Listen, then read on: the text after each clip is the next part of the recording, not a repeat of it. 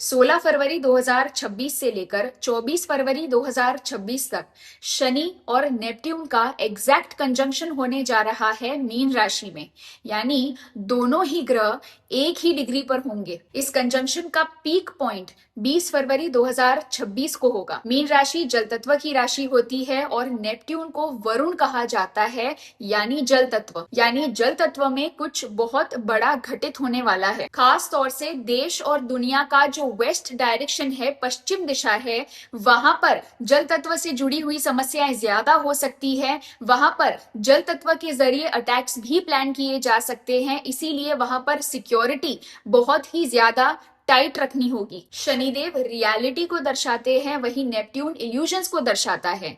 दोनों के कंजंक्शन के कारण अब कई सारे खुलासे होंगे। यानी जो चीजें लंबे समय से सही लग रही थी वो अचानक से गलत साबित हो जाएंगी, और जो चीजें गलत लग रही थी वो ही असल में सही साबित होगी। मतलब ऐसा कैसे हो सकता है? ये तो हो ही नहीं सकता।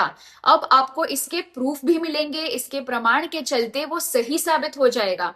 और अगर आपको ऐसा लग रहा था कि यही सही है और यही सच्चा है, वो अब गलत साबित हो जाएगा। इसमें भी क्योंकि मीन राशि के स्वामी गुरु हैं, जो कि फिलहाल वक्री चल रहे हैं और गुरु धर्म के कारक होते हैं, तो फेक गुरु, फेक इन्फ्लुएंसर्स, फेक लोग जो ज्ञान बांट रहे हैं, उनका अब पर्दाफाश होगा। और जो धार्मिक स्थल हैं या फिर जो धार्मिक इंस्टीट्यूशंस हैं, वहां पर होने वाले गलत प्रैक्टिसेस भी सामने आ सकते हैं और वहां पर भी जल तत्व से जुड़ी हुई समस्याएं हो सकती हैं। इस समय में काफी सारे इन्फ्लुएंशियल लोगों के डाउनफॉल देखने को मिलेंगे और साथ ही कई बड़े लोग अपने ऑर्गेनाइजेशन से या फिर अपने पद से रेजिग्नेशन भी दे देंगे। मीन राशि काल पुरुष कुंडली के नैसर्गिक 12वें भाव को दर्शाती है, जो कि अंतिम राशि होती है, जिसके बाद फिर से नई साइकिल की शुरुआत होती है। और क्योंकि ये दोनों स्लो मूविंग प्लैनेट्स का कंजंक्शन हो रहा है, तो जो भी प्रभाव होंगे वो धीरे धीरे करके सामने आएंगे,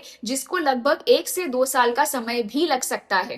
यानी बहुत सारा रीस्ट्रक्चरिंग इस समय में होगा, जहां पर पुराने सिस्टम्स टूटेंगे ताकि नए सिस्टम्स की स्थापना हो सके। अगर इस कंजंक्शन की नवांश कुंडली देखी जाए तो ये सिंह राशि में हो रहा है, और सिंह राशि पावरफुल लोगों को दर्शाती है, पॉलिटिशियंस को दर्शाती है। यानी जो ऊंचे ओहदे पर बैठे हुए लोग हैं, खास तौर से पॉलिटिक्स में, उनकी सिक्योरिटी पर बहुत ज्यादा ध्यान देना होगा, क्योंकि वहां पर सिक्योरिटी लैप्स होने के चलते कोई दुर्घटना हो सकती है। इस समय में अंडर वाटर एक्टिविटीज बहुत ज्यादा बढ़ने वाली है, जहां पर कुछ मिनरल्स की खोज की जाएगी, और साथ ही अंडर वाटर सीस्मिक एक्टिविटीज भी हो सकती हैं, और उसके कारण भी जल तत्व में तबाही हो सकती है। अब क्योंकि मीन राशि मोक्ष स्थान को भी दर्शाती है, इसीलिए कई सारे लोगों का स्पिरिचुअल अवेकनिंग हो सकता है, जहां पर काफी सारे लोग अब अध्यात्म से जुड़ना चाहेंगे। कई लोग अपने अस्तित्व के बारे में भी सवाल उठाएंगे कि आखिर वो हैं कौन, आखिर वो क्या कर रहे हैं, उनके जीवन का उद्देश्य क्या है, वगैरह वगैरह। इस कंजंक्शन के चलते सिल्वर में भी आपको अचानक से बहुत बड़ी तेजी दिखेगी,